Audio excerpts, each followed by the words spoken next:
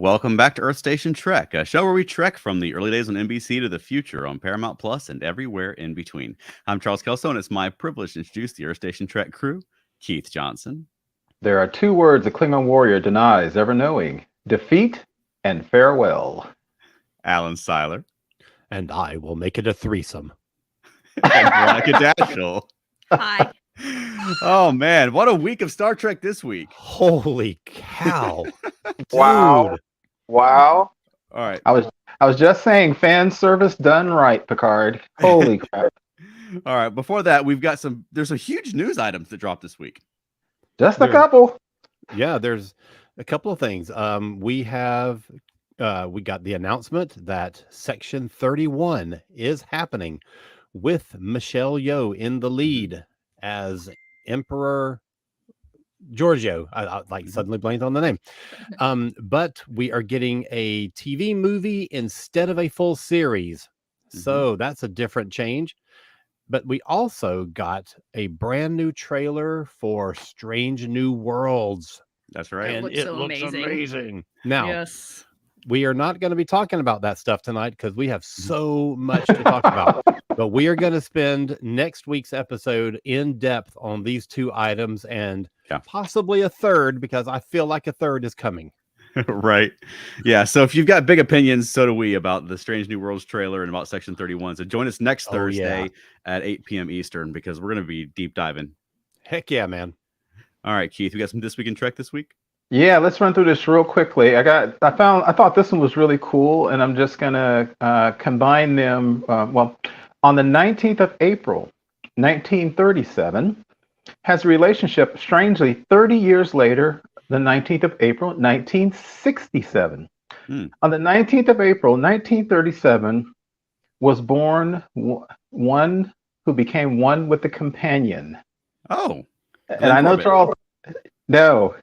The other one, the ambassador. Oh, Eleanor Donahue. Yes. I was like, huh? Eleanor Donahue was born on the 19th of April, 1937. 30 years later, the 19th of April, 1967, the script draft for Metamorphosis was submitted for final approval. Wow. Nice. Isn't that amazing? 30 years later. And that's I know so many people love that show. Charles, I've heard you talk about it. As I've looked into it, more and more people really love that show because of how it looks, and actually it's aged really well. It actually is aged really well. Just like me. 20th April 1937. What more can you say? George Takei is born. Wow. Woohoo. Yeah, and still going strong with us. Sometimes I think his kind of acerbic and mean attitude might be keeping him going. I don't know. He also just keeps working. I think that's a big part of it too. He doesn't slow down. Right. Exactly. Totally. Also on the 20th of April, only 49 years after George, was born one Noah Averbach Katz. Yep. Katz, Yeah, yes. You got it. Slowly, but you got it. And shout out to a great guest and a great guy. We've enjoyed interviewing him. He's so cool. Yeah. Wasn't he? He agreed to come on our show before our podcast launched. When we're just like, hey, we're about to have a podcast. Do you want to be a guest? He's like, sure. I mean, he was and we had him on twice. Mm-hmm. Yeah. The nicest guy. He's just so cool. Love Great him. guy. Great guy. Just a couple of more things. This is awesome. The 20th of April, 1993, premiered the episode In the Hands of the Prophets. Oh, that's yes. On Deep Space Nine, which introduced Wynn. Yes. Mm-hmm. And just a great show, and one of the greatest antagonists in Trek history, let alone just Deep Space Nine. Right. This is wild. The same date, 20th of April, 6 years later, 1999, final filming on Deep Space Nine episode, What You Leave Behind. Holy cow. Wow. Yes. The conclusion of the series. A great show. The final scenes filmed for the entire series were in Vic's Lounge. Oh. Which is kind of amazing. Yep. Yeah. That's fitting. Yep. Yeah. And the last one, which I thought was amazing, the 22nd of April, 2011, filming begins on a new series called Star Trek Picard. Hey. Ooh, yeah, dog. Well, Speaking of which, And it finally paid off. right. Wow. If you're Wow. listening to the audio podcast, we'll take a quick break right here and promote a fellow ESO Network podcast show. But come right back because we're going to be talking about Star Trek Picard, The Last Generation. Stay right there. And if you're with us live, we're going to continue on. Because this week we got the finale of Star Trek Picard. Really, for me, I feel like the finale of like the Next Generation era. Yes. It was huge. It was spoilers, enormous. Yes, And spoilers from here on out for Star Trek Picard, The Last Yes. Generation, and everything before it in Star Trek. And so much happened that literally every sentence we say is going to have a spoiler in it. That's Yes. right. And I gotta say, I was sitting at home last night. I had to work. I was working on a computer project, and I was cursing my co-host who happened to be watching this, not on a television. I have a really nice big plasma. It ain't the same. So somebody got to go see it on IMAX. Yeah, Yep. baby. Holy 3 cow. somebodies. How What was an it? experience. Oh, it was my great. God. It It was was amazing. great. And I was talking about this yesterday. I went to see Star Trek Generations. That was the first Star Trek movie that I can remember seeing on the big screen when I was 13. My family went to see it, and it was, that was seminal for me. Yeah. And then now, I'm 42, and I get to see them on the big screen for the last time. Yeah. And it was great. Oh, that's nice. That what a great circle that is, Charles. Yeah. What was the audience like, Alan? Oh, it was great. I bet. It wasn't a fully packed house. Mhm. And as much trouble as I had getting tickets, I expected it to be, but Yeah. it was like at least 3/4 full and really enthusiastic. Yeah. And just hugely receptive to everything that happened. Everything that happened got a cheer. And I I'm bet. like, shut up! I'm trying to hear dialogue. I know. Right. I want to hear what Tuvok's saying. Right? Yeah. I was cheering too.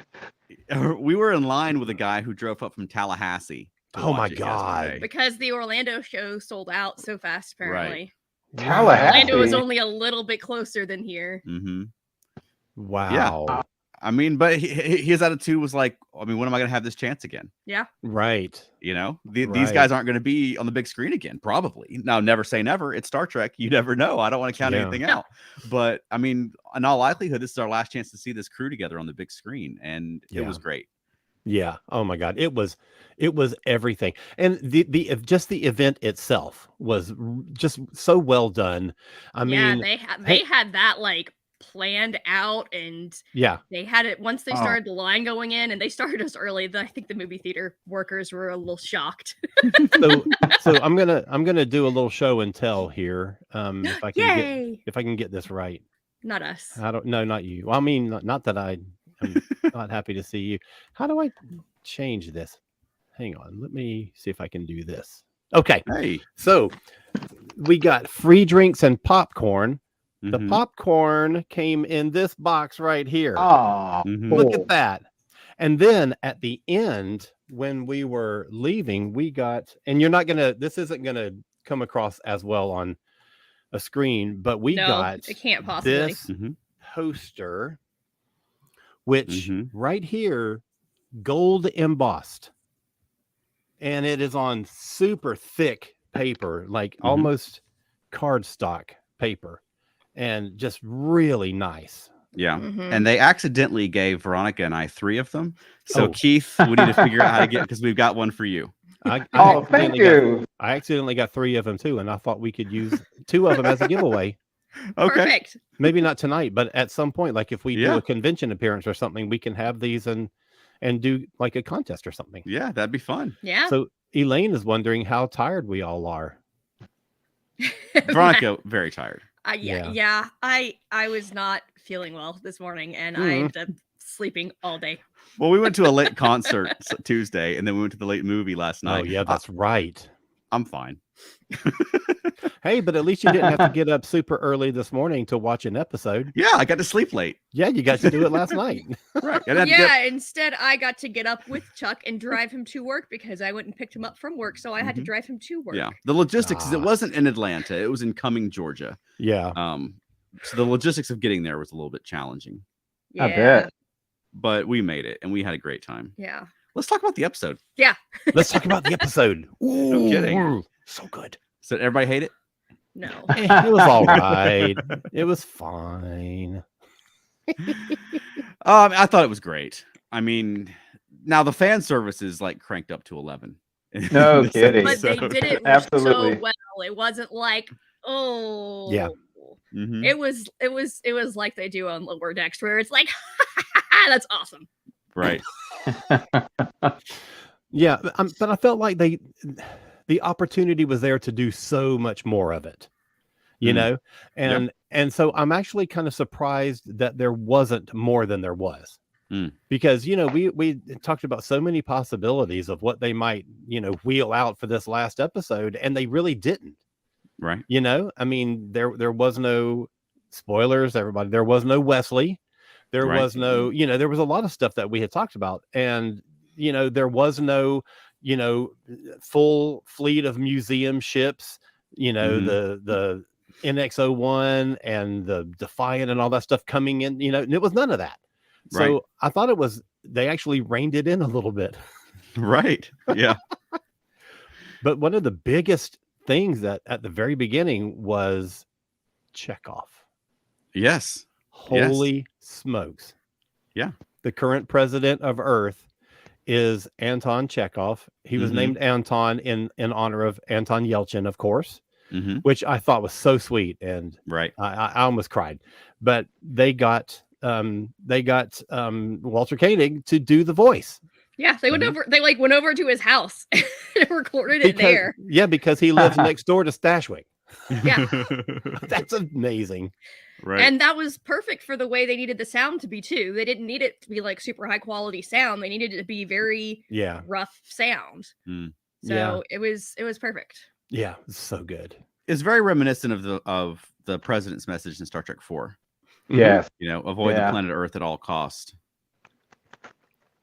Before we even got to the opening scene, I wrote down a really cool intro when they showed the Enterprise kind of zooming across space, and then they showed the Delta shield looked like it had been Borgified. So I thought that was pretty good. That was a pretty opening. That wasn't on there when we watched it last night. It was the traditional swoosh thing. Oh, I didn't know there was a different one for television. Yeah, the television one, because when we watched it on the screening, it went from episode 9 directly into episode 10. Yeah, but I don't think they did the opening swoosh. But the episode 10, the little Star Trek logo at the beginning is the Enterprise D instead of the Titan. Yeah. And the Borg ship is there, and it sort of glitches out at the end like it's being assimilated.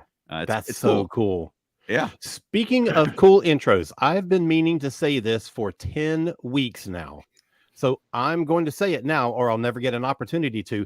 I love the new opening title sequence where it starts with the traditional Star Trek fanfare and then goes into a little tiny bit of the Picard theme that they've been using for the last couple of years. And it's short, it's very abbreviated, and musically it just fits so well, and it captures both, like the spirit of both eras, really.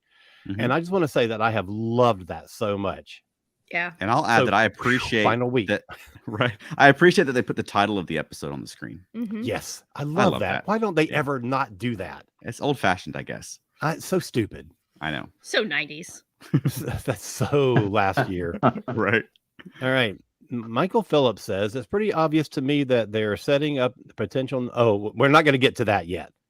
Okay. We're 100% going to get to that later. We're going to get to that. Yeah. Oh, yeah. What's up, Michael? One of my first comments I wrote down after I wrote down the thing about Anton Yelchin name being used for Anton Chekhov was, I now have a official worst idea on track that's worse than not having cloaking technology for the Federation, and that's fleet formation. Yes. That is literally the stupidest thing I've ever heard anybody do, especially knowing what the Borg had done, because all this came about because of fleet formation. But one other thing I will say, if you guys remember the Best of Both Worlds, parts 1 and 2. I don't remember that. Yeah. One of the jokes that people made was when the Borg came into the solar system, they were going, oh, they're passing the Mars planetary defense. There's like 3 little ships that look like shuttles. And they blew them away. And then they went to Earth and there was nothing. Yeah. Freaking Earth is not protected. This time they did it right because you got hundreds of starships, and Earth was holding. It had a planetary shield. Yeah. Mhm. And in the original Best of Both Worlds, they destroyed whatever little crappy defense platforms Earth had around it really quickly. This time, Earth put up more of a fight, which makes much more sense for the headquarters of the Federation. Yeah. Starfleet. I thought that was good. Mm-hmm. And Space Dock is built to last, man. Space Dock was holding out. Yeah. No kidding. Wow. Man, watching that thing get destroyed and disintegrate, and that was one of the most spectacular sequences of the episode. And that was nothing compared to what they did later on in the episode. But man, I thought that was so incredibly well done. Yeah. Before we go any farther, I'm going to change our screen view a little bit. I'm going to put us up at the top. Hey, there we go. There we go. We're on the Enterprise bridge. Right on, baby. Carpeting. Right. This episode is basically the Enterprise in action again. After my goodness. In a way that we've never seen before. Yeah. Even in the movies, they never showed the Enterprise doing the stuff that it did in this one. Yeah, it's like Millennium Falcon style, flying into the not Death Star, but flying into the Borg cube. Why did I feel joy? That was great. That was my favorite part of the episode. Yeah, I love how they've been doing it the whole season, but especially in this episode, was just mixing those little Star Trek-y light humor bits in. Yes. Yeah. So it's not so dour all the time. You've got the joy and fun of the characters coming through. I got a thrill when they were getting ready to head toward Earth, and Patrick Stewart. Of course he looks great, but you can tell he's a little older with his voice. Sure. But when he did order Geordi to head for Earth, when he said engage, he sounded like his old self. Almost like he put everything into that one word, and it worked. It was awesome. Amazing how one word can make such a impact on you. Right. Matt Sweatman talks about how much abuse the Space Dock took before it was able to take before it finally gave up the Earth shield. I don't know why I lost the ability to read right in the middle of that sentence. It wasn't that hard. Elaine says, and the best thing is the carpet. Okay. And Michael Phillips says it was a bit of Return of the Jedi ripoff. Yeah. Or homage. Right. I'll be kind and say homage. It was fun. What do we think of the Borg Queen? Oh my God. She looked amazing. That was so cool. Creepy amazing. Very like H.R. Giger. Totally. Yeah. 100%. I was a little, and I'm going to say the word disappointed. I was not disappointed, but I was a little disappointed that she was only in that one position, kind of strung up and didn't have much movement. But I was so excited that Alice Krieg was back on screen as the Borg Queen, because I didn't expect that, because at the end of last episode, we only got her as a voiceover with a body double standing in for her. So I figured they were going to do something completely different with the Borg Queen, and it wasn't going to be her on screen. It would just be Alice's voice. Yeah, I think it was, though. I think because there was a body double still credited for this episode. So was there? I didn't see that. And she was still credited as the voice of the Borg Queen. So I think that she was just looping it, and there was someone else in the makeup. Okay. Yeah. But it was very effective, though. It was. Yeah. And the way she's decomposed, you didn't need her there physically. Really, I think it worked better the way it was. Yeah. Vandy Beth, I assure you, I was not disappointed.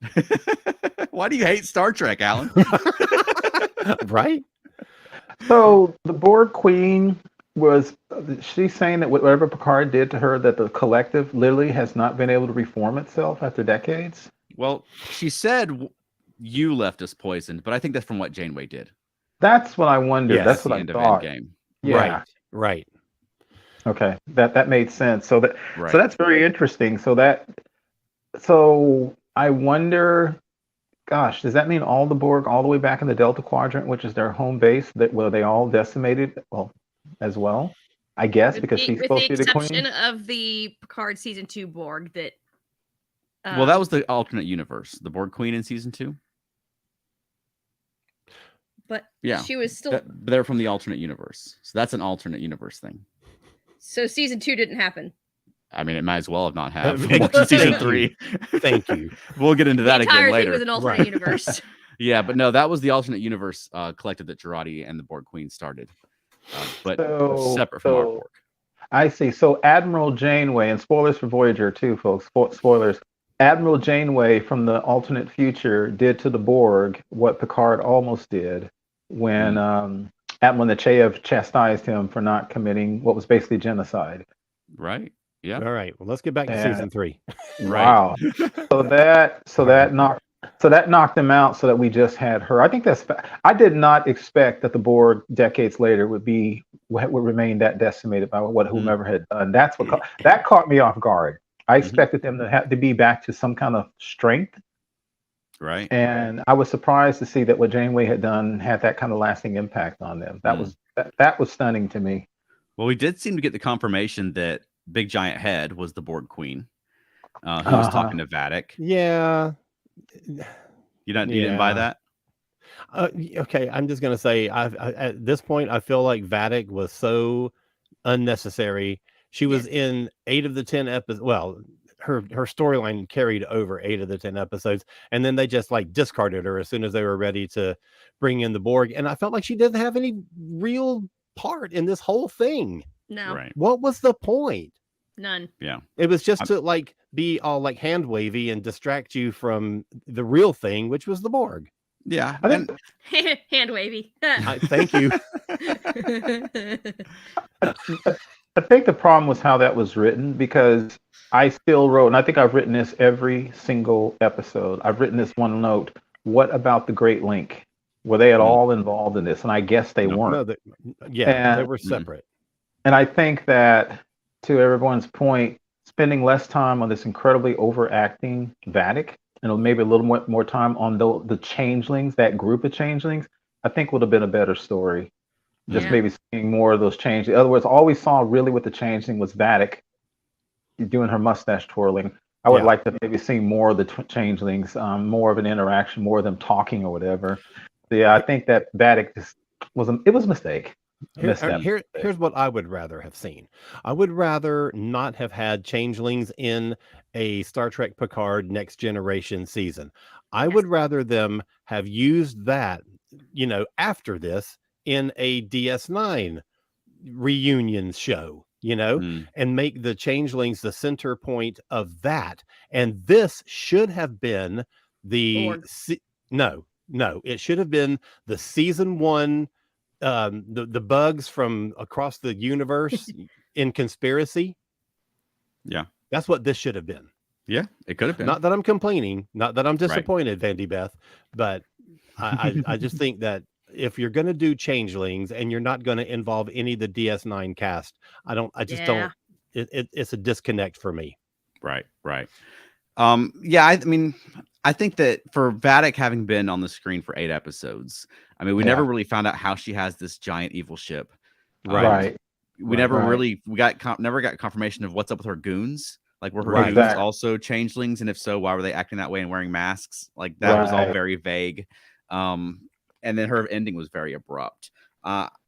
Exactly. I mean, I like the show, but I mean, I don't need an evil person bent on revenge in a giant chair. We were talking about that this week. That I mean, it's like Vindicta. It's like what Lower Decks was lampooning.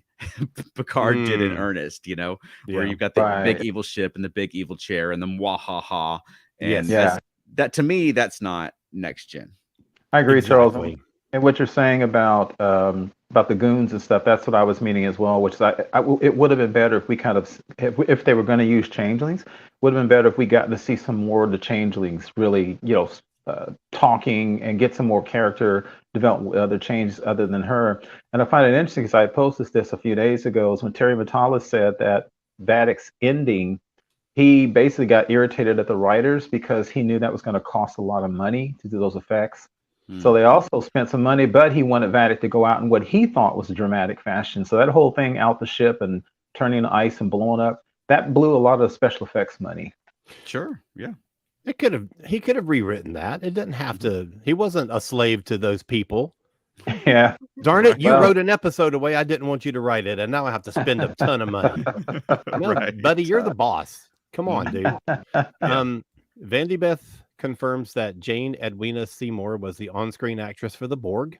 She was great. Phenomenal. And heavy So prosthetics. good. Yes. And being suspended up there like that. And like that's a tough gig. Yeah, it was. Man. Yeah. But so Really. effective. Incredibly effective. She also says they told us Vadic's group of changelings were a rogue element separate from the Great Link. Yep. Correct. Tiger Blade 2002 says, well, I got the impression that the resolution with changelings was treated like such an afterthought. Yeah. Vandy Beth also says that I seem disappointed. I promise you I am not. And Wayne also says all of the personnel used by the changelings were returned unharmed. That's it. Yeah. They said most or many or some. Right. There was really they're just talking about Tuvok. Yes. Because I mean, we don't care about anybody else that was replaced by a Tuvok was the only one that we cared about. We don't find out about the transporter chief. Did he make it? That transporter officer? I'm just kidding. Who cares? It was just about Tuvok.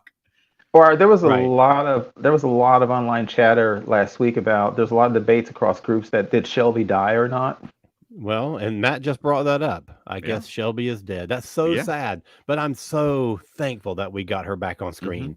Yeah, Matt, last time, man. Oh. Yeah, Matt, she had 2 glowing holes in her chest, bless her. So I pretty much assume she died too. Although I do hate bringing people out to kill them so quickly like that. That drives me bonkers. Yeah, that's an annoying thing that, I mean, throughout Star Trek Picard, they've done that, is bring back a legacy actor and then just blam right in the face. Right. Right. Yep. Sometimes even the character and not the actor. Right. Yeah. There was a thing I thought was interesting when Seven and the company were fighting the Borgified crew. And then she mentioned that Rocky had created this new weapon, phaser transporter thing. Yeah. I thought that was kind of interesting, but I remember they did something similar to that. I think it was kind of a cloaking thing that, my opinion, that horrible 2-part Next Generation episode where Picard gets kidnapped by those people who are treasure hunting and he goes undercover. Gambit. Yeah, Gambit, and everybody's got like 1980s mullet hair and all that kind of stuff. I really hate that. And you had Savick, who actually wasn't Savick, and just pissed me off. Yes, and the lead bad guy was I forget his name, but anybody of a certain age has seen him do a billion bad guy things. He's almost as bad as Vadic. But anyway, they had a weapon where when they shot you with a phaser, it appeared to disintegrate you, but the transporter beam was inside of it.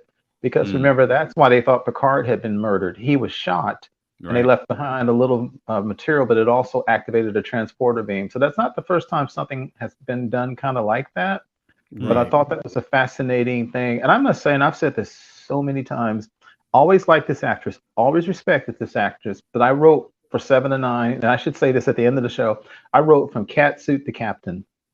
Because Jeri Ryan is such a phenomenal actress. And I never failed to be marveled at how she was brought in as a sexy symbol, but the woman can act. And boy, she's good. Impressive. Yeah, and she was great at this. I mean, she can still pull off the action. She's very believable as a captain. Yes. Yes. Now I was a little not confused, but I didn't really buy the line of sight thing. If they can't see us, I was like, why not just like shoot some kind of smoke between the ships then, like so they can't see each other? Right. Yeah, that was I wrote that down too. That literally makes no sense. Also, that means if there's the only line of sight, that means if you're literally not right there. If you're in another star system, then the signal won't get to you. And that's a bad weapon to design. And if one ship comes in between you and the source, then you're momentarily cut off. Yeah, that's goofy. Yeah. That made no sense at all because a signal is a signal is a signal. It doesn't need line of sight.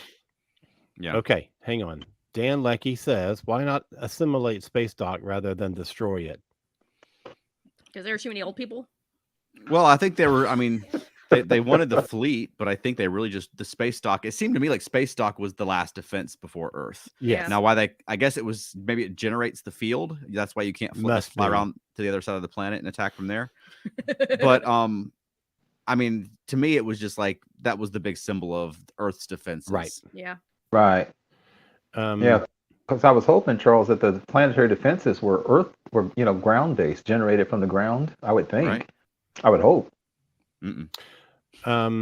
Wayne says, we talked about quick appearing and departure of and demise of those characters before. Mhm. Poof. Yeah. Here, poof, gone. Yeah. Yeah, no doubt. Mhm. Dan also says, I totally wish episodes 9 and 10 had been released together like they were shown at the IMAX screening. Okay. That would have been good, but yeah, a little TV movie. Right. Yeah, totally. They don't totally flow together like a movie though. No. Like I've seen before some next gen episodes that were cut together and shown at the cinema. Yeah. That were one story. And this it felt like there was a clear break when episode 10 started to me. Yeah. I didn't sense that at all. Okay. I feel like they should have just like every single week like had people to pay like $50 to come see Picard in the IMAX. $50. They would have made so much money. I can't afford $50 a week to watch Star Trek. I don't know. Oh gosh. But, Charles, Charles end up being you'll be there serving the popcorn and stuff so you can watch the show. My part-time job while Veronica watches Star Trek. I mean, go ahead. Sorry. Go ahead. No, you go. I was gonna say, what do we feel about this as a resolution for the season? I think it was really good. Yeah. Any dangling plot threads anyone's annoyed about or anything like that? Just Vatic. Yeah. Yeah, Vatic, and I love the moment when they had the group framed and it was 7 LaForge's daughters and Rafi. Right. Yeah. I love that framing, and I wrote down. Of course, people have been talking about the next generation? Question mark. I thought that was really cool. I also, in my notes, I wrote down, again, we talked about some of the things we didn't like, but it was still a great episode, and they somehow managed to give everybody a moment. And I wrote down Deanna, finally, her powers, finally. Oh, come on. They did right by her. Mm-hmm. She was good. There was a dude. So at the end, when they're in the cube and they're like, we're going to have to blow this mess up and kill all our people because we don't know what else to do. And she suddenly gets this look and she goes, I know where they are. And she runs over to the nav station and she's like, and then the ship like, and this dude, when she said that line, everybody cheered. And this dude behind me says, yeah, finally Deanna does something. I was gonna punch his lights out. Well, I say finally she got her just desserts, because I've never thought she was a useless character, but finally they let her powers be like they should have always been, because there's so many episodes where she would do like in when you just talked about Conspiracy, when the worm creatures and they went to Earth and they said counselor, and she literally said, I can't tell. Someone is hiding something, but I can't tell who or what. Right. And I feel they finally use her powers the way they. Of course, the problem with when you give people powers like that, you write yourself into a corner. So you almost have to diminish. Yeah, and I love the way they let her shine finally. Mm-hmm. Yeah, and really, I mean, it was her connection to Will. Yeah. So I mean, I liked that it was part of their relationship. Right. Yeah. So, but also, I mean, it led to her jumping at the helm and flying the ship. And that she's got some grief from fans over the years because of generations and the 2 times she was been at the helm, the ship crashed. But that it wasn't her fault in either one of those. Well, one time was on purpose and one time wasn't her fault. Right. And to their point, when they actually made a scene out of that kind of thing, it was directed at Worf and not her. Yep. Right.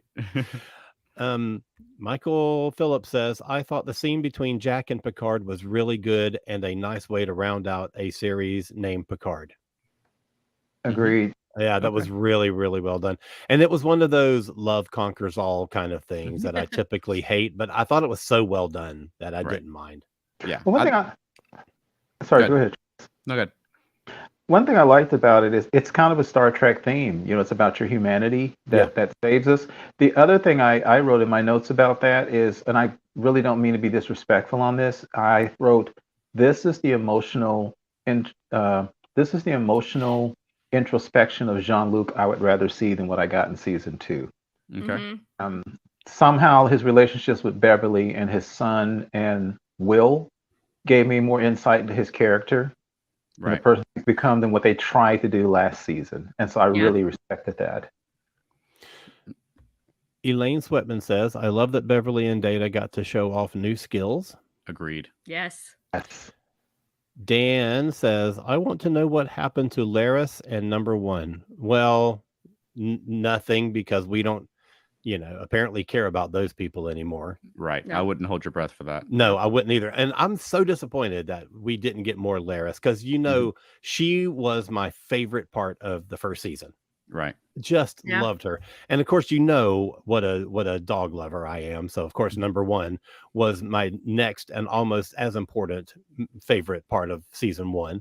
Right. So yeah, I'm very disappointed that we didn't get any real. I mean, we got a little Laris in part one, but that was it. And, yeah. Right. I mean, she's the old Picard series. Now we're in the next phase with the next generation, and all that other stuff is just gone by the wayside. Right. Never to be heard from again, sadly. Yeah. Matt says, and I was just about to bring this up, actually, this season is my favorite take on Worf ever. Him falling asleep after the battle was just perfect. Yes. Worf, okay, so we had Next Gen, right? And Worf was a decent character on Next Gen, misused sometimes, but then he comes to DS9 and he is so much better. He's a better fit for the tone of the show. He's a better fit for that cast of characters. He's written in a very different way. And again, we get like a third chapter on Worf in this show. And I think that this might possibly be the best Worf we've ever had. I thought Worf was great. I think overall, I liked him better when it was him and Raffi, when he was sort of the mentor to her. Once he hooked up with the Next Gen crew, they started leaning a little bit more into that sort of Star Trek Insurrection type humor, where he has the Gorch and he's late for work, and I think I'm feeling some violent impulses or whatever. That sort of cheesy Worf humor that I felt like they leaned into that more. Agreed. In the back half of the season, but I mean, I love him and Raffi. I thought they were great together, and I love Worf as the old samurai. Yes. Oh, he was great. And when he was fighting the Borg, and then he kept getting shot and he kept going. I thought that was amazing, and I also thought thing was very. Something very interesting was Wayne and Michael and I had some discussions about honor among the Klingons. We were talking about the cloaking devices, and there's the whole concept of would an honorable race have a cloaking device? Well, would an honorable Klingon hide a laser weapon inside of a sword? I thought it was cool though. Swords are fun. Yeah. Those Klingons in Heart of Glory had like their shoes and stuff. Like, belt came apart and turned into phasers. So it's on point for the Klingons. It is on point. That was exactly. Funny. Charles, you said something 3 weeks ago, or maybe even just last week, that I had actually never known all these years. You said that Gene Roddenberry had always intended for Data to get emotions or get more emotions, become more human, but never get there. That's what Brent Spiner said. Yeah. And I think that was nice because, again, this one didn't feel like fan service that was like, fan service. It felt organic. The Data that we have that has these more emotions and says, I've got a gut feeling, trust me, it worked. It actually worked for me. And it made sense as an evolution of Data after all these decades. But I loved the end of that scene where he convinces Geordi, and Geordi says, okay. All right, everyone, we're going with Data's gut. Yes. I love the bit, and they said in the interview afterward that this was Brent Spiner's idea, but the scene where he's in counseling. Yes. And he has found that being Brent human is even more complicated than trying to be human was. Like his journey is just beginning. I thought that was great. And I thought if you want to get really stupid corny, and because they were doing all the bad jokes, and Deanna was literally looking at vacation stuff while she was talking to Data, I thought if you want to be really corny, when Data left, they could have had Barclay standing outside the door waiting. Right. To talk to Deanna. Right. And see, if you're bringing back all these next gen cameos, you would think that a Barclay cameo would be something that you would expect, and we didn't get it. So I mean, I think they could have gone a lot heavier on fan service than they actually did. Now, do we think that's restraint or budget? Budget. I mean, it may be both. Okay. Maybe they, I think it was budget, because I know Terry had mentioned during the after credits that part of the reason they couldn't get Walter into the studio was because of money. Mm-hmm. So Yeah, they had planned to film him as the Federation president. Yeah. And there was just an interview with him just in the last day or two where he was, or maybe it was probably today when it came out because it was talking about the finale, but talking about there was more cameos. He wanted to see Ro alive at the end. He wanted Captain Harry Kim as part of the, like there was a whole bunch of other things. Oh. Janeway. Yeah, there was sweet. more and they had to dial back. Sure. what they were Yeah. doing. For Sure. 10 episodes, absolutely. And I expected a lot of this show took place on the Titan because they were saving up to build that Enterprise bridge. That's not cheap. No, Yeah. not at all. Not I at hope all. they do something with that too, and they don't just like Mm-mm. they have to do something with it because But- they can make so much money like doing a tour Yeah. of that. Well, they've said on Twitter that they've saved it, like, Okay. and there's several interested parties. So Right. surely they're not going to junk it again. Yeah. So speaking of cameos and saving money, surely they should have spent that money on Chekhov and not spent that money on that unnecessary and useless cameo of Moriarty. Come on. Right. Oh, I'm still salty about that. I forgot Moriarty was in it. I know. All right, let me see what we have now. We got some stuff. Vandy Beth reiterates that swords are indeed fun. Okay. Elaine says, and Worf hugged Rafi. True. Yeah, he initiated the hug. Yep. A long hug too. Yeah. Wayne says, I mentioned this earlier. Was it just me, or was Worf providing some serious comic relief? He was killing it and ending it with a snore. Mhm. That was the best. I agree with Charles. I thought the Worf humor, personally, I didn't like the snore. I thought it was a little bit too comical for me, but that's me. I kind of like the more serious Worf samurai we got who was cutting heads off when he was God. first introduced. He was so good the first half of the season. Mhm. He was. Matt He was says, I actually think they might have gone a bit too far with Data's emotions. Okay. I think so, possibly too. But Michael Phillips says, I love this new Data. Mm-hmm. Dan Interesting. Leckie says, I wish Data still had golden skin. Okay. It was a little bit, I mean, I noticed it in this because, the lighting was different because they're on a different bridge, but there was a little like treatment to it. It wasn't like the full gold makeup, but there was something there. Mm-hmm. He was a little more glistening than the others. Yeah. Wayne says, it pretty much proves my point, Keith. Anything to get an advantage over your enemy. Exactly.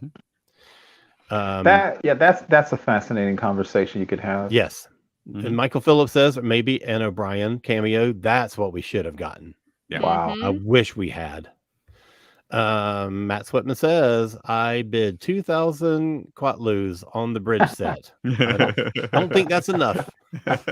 And Wayne says he set that tone from the beginning. Worf, he means. Mm-hmm.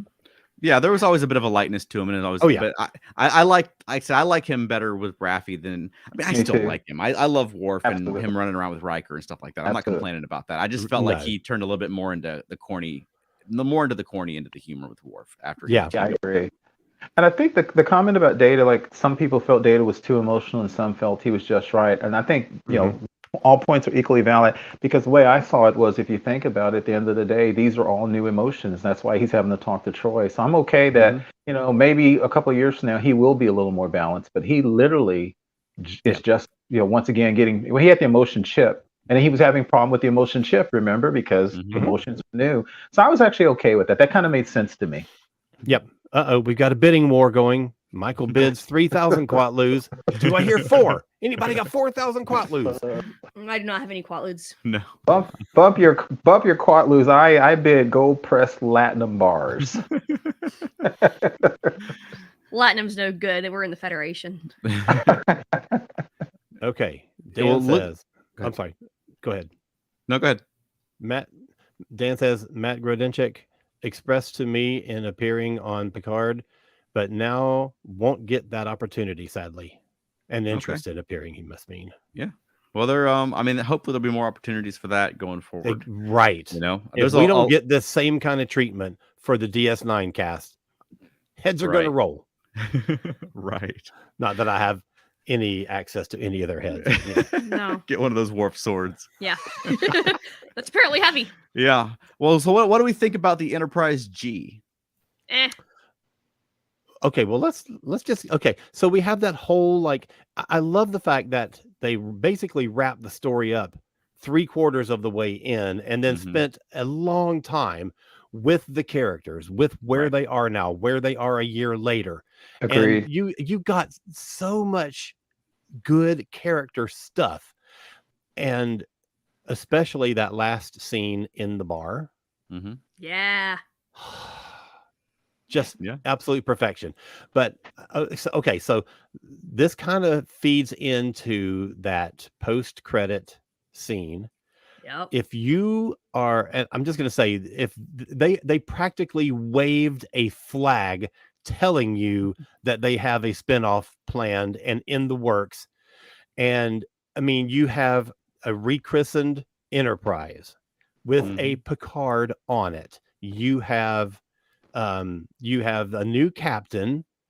You have her about to say her line, her engage line, but they cut it before because they're gonna let you know later what that is. Right. Yep. And then watch the show to find out what it is. It's just everything. Then you have these characters who have been given new ranks. She's a captain. New Picard is whatever he is. I don't even know, but he's in Vincent. uniform. He's in Starfleet. And then you have Q. And okay, so really, really, really quickly, we were talking about all these different ways that this could be paid off. This, the final episode, will Wesley come back and be all traveler-y on him? Could it be this? Could it be that? Could it be whatever? And, you say, well, could it be Q? And, because you remember whatever it was years ago, Delancey said he had filmed material for both seasons 2 and 3. So it came down to the last possible second. They're sitting around the poker table. The credits start to roll, and I thought, okay, no Q. He was either mistaken or he was winding us up or whatever. And then we got a Marvel style post-credit scene, and effing Q shows up. And I was like, dude, if Q stands there and tells a new Picard, your story is just beginning, clearly they are going to do a spinoff. Yeah. Clearly. Yeah. I don't know if they're hoping for a spinoff and hoping just to get the fans riled up so that the money people will okay it. Because I mean, the fans were already a little riled up. Discovery season 2 ended very similarly, with Captain Pike and crew sailing off to new adventures, and the fans rattled the cages. Right.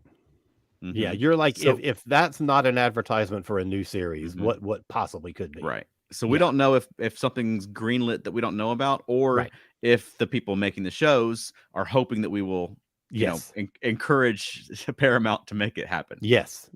Either way, it's going to happen. I hope so. And honestly, I expected in the live Q&A last night, I expected them to say something. I know. I expected there to be an announcement at the end. Right. With a like the press release would go out immediately afterward. But then, of course, that would ruin it for anybody who was only just watching it on Thursday instead of Wednesday night. So, yeah. All right. Let me get a stack of comments here. Matt says, I am confident stories from this era will continue. I fully agree with that. I think Metalis has got something up his sleeve. Elaine says, I thought they were going to say the Titan had been renamed the Picard. I thought that too at first. Yeah. Me too. That's exactly what I thought. Because and Jack better. was saying this is in tribute to you, and I thought it's called the Picard, and then he said and your crew, and I thought, oh, it's going to be the Enterprise. Let's see. Elaine also says, wait, where did I go? Oh, that was the same one. Michael says, I wonder how many people didn't watch until the dude. People, I mean, even though they knew there was a live Q&A afterward, people still left. So there were people who did not see that. Just like a Marvel movie. It just blows my mind every time. You can't leave a movie until after the credits have finished rolling anymore. It's not possible. Dan is wondering, what about the Enterprise's HNI? We'll get there. Yeah. Yep. Matt says, goodbye, Enterprise F. We hardly knew ye. That's the truth. Right? Matt says, now my last most important question. Picard Season 3 or Strange New World Season 1? Picard Season 3. Strange New Worlds. Yeah, I enjoyed Strange New Worlds a little bit more just because there was more new. Okay. Yeah. Even though it still relied a lot on establisted characters. Yeah. Keith? Picard 3. Okay. Ooh. Yeah. Love Strange New Worlds for Picard 3, I think. Yeah. I love the character interactions of Picard season 3. Yeah. What I wish it wasn't an evil villain out for revenge. Because Yeah. that's not my favorite kind of Star Trek story. I like the Strange New Worlds aspect of Strange New Worlds, going on adventures. So Yeah. But they're both very good. Yeah. Especially a villain out for revenge that we've never met or heard of before. Mm-hmm. Like, that makes no sense. Right. Yeah. They tried to make it make sense. Dan Leckie says there was only one single scene I enjoyed in the series finale, which was the mid-credit scene, because that was the only one that finally took the show into a new story thread. Everything else played like an awful follow-up to in the 9th episode. Okay. Yeah, I didn't get that. I thought it was, great. I'm sure it makes a difference to the experience that I was in a big crowd full of Trekkies who were excited to be there. Yeah. But that's the fun of it, you know. Yeah. I thought it was fun. It was quite Marvel movie-y, Mm-hmm. you know, it had sort of Marvel movie logic to it, you know. Yeah. But it was fun, and I thought they did a good job with these characters over the course of the season. Yeah. And I think we're leaving them now in such a better place than we did in 2002. Oh yeah. Absolutely. Totally. I agree with that. They talked a little bit last night when they were doing the Q&A. Oh, so by the way, they did a live Q&A, and before the shows started, they put up a QR code, and you could submit questions that were going to get used in the questioning, in the Q&A. And there were only like 3 of them, and one of them came from our theater. Yeah. That was so cool. I don't know who it was. I don't even know that she was still there, but to hear her question read, I hope she was. Yeah. But I thought that was really cool. But anyway, they were talking about the last time we saw, and this was a question that was directed to Gates, and they were talking about the last time that we saw these characters all together in those movies. And it made me think, if we had continued to get next gen movies, they always revolved around Picard, Riker, and Data. And you got usually got some decent Geordi stuff, but Crusher and Troy were just unnecessary. Right. They would never, ever, ever have given a movie that centered around Troy or and this season they were both so integral, and particularly Crusher was sort of the heart of the show. Right. That would never have happened in the movie era. And I'm just thrilled that she got this opportunity to just play this character again, but play it in such a meaningful way. Yeah. I think my favorite part of her for the entire season was when she bombed the Borg cube, and everyone just turned and stared at her afterwards. She's like, a lot happened in the last 20 years. Right. Okay. Yeah. What kind of doctor is she? Yeah. As much as I was looking forward to Worf, because you guys know I'm a Worf guy. I was looking forward to Worf in this, and they did not disappoint with Worf. But I've been super impressed by Jonathan Frakes this season. Yeah. Oh my God. Partly because I haven't seen him act in so long, but also, he just stepped right back into it and got such a more complex Riker than we've ever seen before. We got to see him in command. We got to see him, as a grieving father, as a husband, as a friend to Jean-Luc, which you didn't get a lot of in the movies. It was very much Data became his right-hand man as much as as Riker was. So I love Jonathan Frakes this whole season. I thought he was just great. So my one problem with the friendship was when he was like, nope, I have to go be with Picard. And then he didn't do anything when he got to Picard. He just stood there. And the only reason he had to go to Picard was so Deanna could find him and beam them all back. Yeah. Yeah. Because the two of them going after them, they ended up not doing anything. They just stood there and stared. After season 1, after the Nepenthe episode, they were talking to Frakes about that, and he's like, I was so nervous going back into it because I haven't acted in a long time. I'm a director now. I haven't really been on screen, on camera in a long time. And he's like, first of all, I'm in scenes with Patrick Stewart, who is one of the greatest actors of our generation, and Marina, who had just finished this long run on the East End in a play, and she's like her acting chops are just the best she's ever had, and I just felt stupid in those scenes with them. Oh no! And he was so good this season, and he was good in that episode too. He was great in that episode. But Yeah. this season, man, he just killed it. Yeah, a very super nuanced and complex version of Riker. I just Yeah. thought it was Yeah. great. He was very much at ease, a very charming actor. Mhm. I liked him a lot. I thought the resolution with Picard and his son Jack, that's the only thing it felt very slightly rushed to me because Mhm. they didn't have time. Like you said, he kind of went and hugged and said, "I love you," and then all of a sudden he fought out. So that felt a little rushed, but I did like the scene. And one of the things I noted was what I thought was very interesting was Jack talked about how comfortable it felt to be in the collective. There's everybody around you and they're protecting Mhm. you. That is the very thing that Seven had to fight when Janeway pulled her out of the collective. She Yeah. talked Yeah. about being terribly alone, and for so long that was her problem. Was look what you've done to me. You've Yeah. ripped me out of the collective. Because they always talk about all those voices whispering to you all the time. It Mm, makes you feel part of something.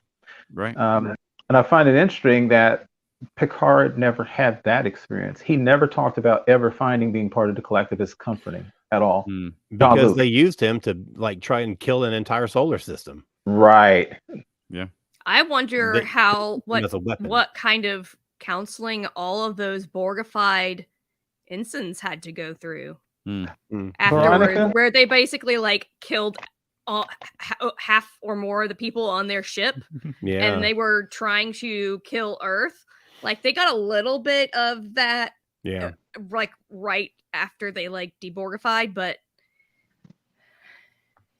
Veronica, it's so interesting you said that. I literally have in my notes, there's a hell of a lot of counseling for a whole bunch of people for a long time. yeah. Because you're right. They killed Shelby. Jordy's kids were complicit in murder. There's a whole bunch of killing that they're going to have to. Yeah, there's a whole generation that's going to be Right. messed up. Right. All right. Let me get a bunch of stuff here. Dan says the lighting in the third season was terrible. Well, that's been the case on pretty much every show except for the Yeah, except for animated Strange ones, New of course. Mhm. And And Strange New Worlds. and Strange New Worlds has been pretty good. But Mhm. Discovery's terrible. All the Picard, yeah, it's just always not been great. Discovery is the worst though. Dan Leckie says third season did have excellent music in my humble opinion, and yes, absolutely. And the Yes. soundtrack got released today. Mhm. Yay! Okay. Woo! Nice. Elaine says, I'm glad that Riker got to keep the beard. Yes. Yes. Wayne says, I want to say this. I would love the new Trek move. What? I would It's probably love supposed to be more. the new more. Okay. More if the stories didn't feel so rushed. Now and this is we're talking about a 10 episode story arc, and he still thinks that the stories Right. are rushed. Now I suffer from ADHD, but gosh, sorry to be such a party pooper. No, you're not, Wayne. No, it's cool, dude. Yeah, That's what we I do. We also- talk about what we like and what we don't like. Yeah. You know, there's Yeah. Yeah. room for both. Yeah, we Absolutely. talked about going 13 episodes, maybe that could, but 13 episodes, would it have felt more complete or would it have felt a little stretched? I don't know. Right. Yeah. Right. Dan says Riker is a character I've never cared anything about, so all the losing a son stuff was just tiresome to me. Okay. Wayne says stories. I suck at. Oh, he's just correcting a previous thing. We got you, dude. We got you. Dan is Actually- looking forward to Strange New World season 2, as we Me too. all are, 100%. Matt says Riker telling Troy that he would be waiting for her with their son hit hard. Yeah, dude, Mm. that was Me too. a great line. Me Mhm. too. I thought that was beautiful. I thought it was beautiful. Yeah. Dan says, does Jack still have Borg components? I think they did fix that with like whatever transporter thing that Crusher invented. I think so. Yeah. Yeah, right. You know what? Charles, you had really emphasized this recently. I don't trust anything now. 30 years now, Borg stuff will probably be popping out of people again. I just don't trust anything No, anymore. Right. Yeah, you're never going to completely get rid of anything like that. Yeah. Yeah, Well, the hopefully next we'll time- get new stories that will give us the answer to that. Exactly right. That's going to play into whatever they call the new show, season 1.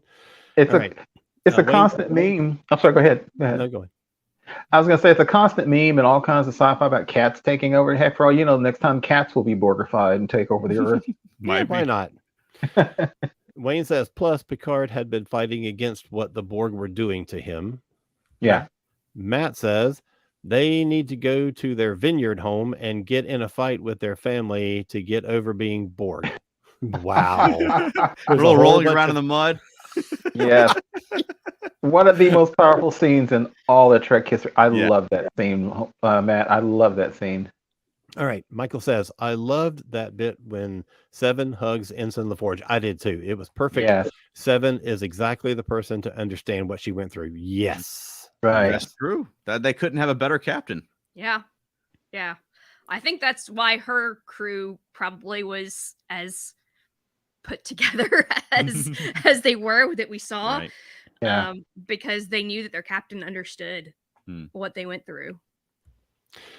Michael says, as for the lighting, I think the nasty compression on Paramount Plus is a big part of that. It'll probably look a lot better on Blu-ray. That's possible. It also depends, it's going to be different because like I usually watch these at work on a projector on my lunch break. So I don't have to get up an hour earlier than I actually have to. And it looks so much darker and more awful and harder to get than it does on my television. So, I don't know, play around with the contrast. I don't know. Yeah. But It's if hard they to weren't know. going for the edgy lighting aesthetic in the Right. first place, you wouldn't have that. And I don't Yeah. really No, I agreed. I don't Agreed. need that on a Star Trek show. And I also don't need Agreed. everybody wearing leather jackets, just to put that out there. Well, I like the leather jackets and I want to buy one. They're $100. I like them too, and I probably will buy one. I'm just saying. I'm sure you I will. like Star Trek uniforms, and I like it for it to be colorful. Well, and I don't need colorful. The yellow looked good. The red was kind of dark. Yes, it was. The red was very dark. I don't necessarily mind colorful. I just want it to be visible. Mm-hmm. Yeah. Just turn the damn lights on for F's sake. Right. All right. Wayne says, I have so many problems with the Borg. Well, that sounds all like a these big similar- topic right there, buddy. Yeah, they are mean. Yeah. And Wayne, True. and actually, Wayne, that is a topic we can do, again in the future. Because I agree, you could spend an entire hour talking about the Borg, what you do and don't like about them. I absolutely And I think agree we with you did one there. time. Yeah, Maybe yeah. we should do that again and do an update on it. Yeah. We've got 8 weeks until Strange New Worlds, so Yeah, we keep gotta throwing do topic something. ideas at us. Right. Dan Yeah, says, Dan is asking us what our favorite scene from this season is. His was probably Worf reuniting with Troy. Oof. Man, that's a favorite good scene. question. And I had meant to send y'all a text about that earlier today about maybe we should talk about favorite scene, favorite character, least favorite, and I forgot about it. So good point, Dan. Yeah, but I don't know that we have time. No. Well, we got time. I'll just say real quick that I love the scene where Worf and Rafi were interrogating that changeling, and they had the big reveal that he was a changeling. Yeah. Just hearing Worf talking about the Great Link all of a sudden just is blind. Like I'm watching the Dominion War again. A scene that resonated with me, even though I knew and hoped that everybody was going to be okay. There's something dramatic about it. Is when Picard, Worf, and Riker were leaving to go what could have been a suicide mission, and he turned and said, "It has been an honor serving with you all." That got to me for some reason. I love that scene. Yeah. God, I don't even know. I couldn't even guess what my favorite. It's too many. It really is. I really loved when the Brent Spiner was switching between Data and Lore and before and Soong and all of them. I thought that was a great scene. Yeah. So yeah, I mean, great episode, great scene, great season. I mean, this has been a blast. Yeah. It has. I see so much online about. I've seen some people. Everybody talks about the fan service, but I think fan service done right. And and even I, who sometimes like some of the technical things bother me, like you said, Charles, the line of sight thing. And my personal opinion, an absolutely overused trope in all of science fiction, not just Star Trek, is the old hive mind queen, something when you kill the queen hive, whatever, the people turn back. Honestly, they should stay Borg, even if you blow up the Borg queen and turn off the signal. But it was fun. And so even the fan service stuff that I kind of said, oh, whatever, they did it right. Yeah. And I thought it was a great season. Again, for 10 episodes. I think it was fantastic. And it was, and so funny, I felt I got so much more of an insight into Jean-Luc, and actually Patrick Stewart, who in real life himself admitted he was like Picard when he first joined the Next Generation cast. He would say between takes, they would all crack, and he was like, "What is the deal with you guys? This is serious." But look at Patrick Stewart in real life now. He's not that guy he used to be. Yeah. He's really ebullient and happy and has fun. And so was Picard. And I thought the emotional arc of Picard from the series to the show was great. I love that. They were saying at the Q&A afterwards that Patrick Stewart was like giddy between the takes when they were like they remember more having fun in the turbo lift before they first came onto the bridge than like they're all because they were focused on acting when they were on the bridge, so they weren't really experiencing, oh my gosh, I'm back on this bridge after 30 years or whatever it's been. But yeah. Yeah, despite his age, Patrick Stewart, I saw him on Jimmy Kimmel last night. Patrick Stewart has a really like a child's twinkle in his eye. He has a really youthful kind of spirit in him that I think is just fantastic, and it comes out in Picard as well. Yeah. I'm gonna say that I rarely rewatch these things. Like I haven't gone back. I mean, I usually watch each episode twice because I want to make sure I have stuff in my head when we talk about it on Thursday night. But I typically don't go back and rewatch a season. And even like Lower Decks, which is probably my favorite of the current shows, I haven't really gone back and rewatched a season yet. I can't wait to rewatch season 3.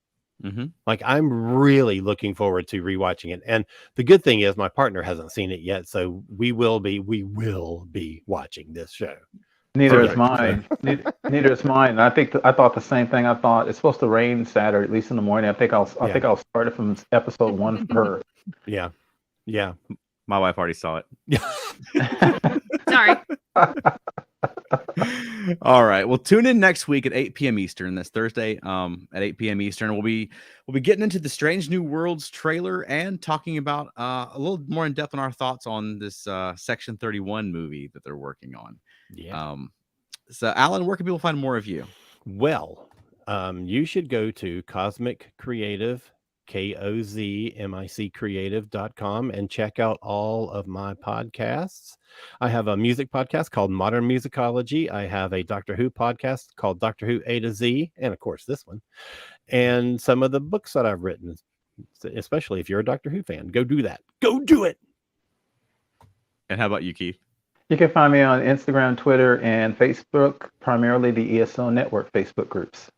And how about us, Veronica? Feltnerdy.com. And? Monkeying Around, a podcast about the monkeys. And do you have a closing for us this week?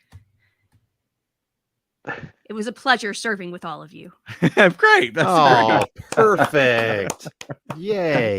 All right, cats and kittens, we'll see you next week. Thanks, everybody, for joining us. Thank you.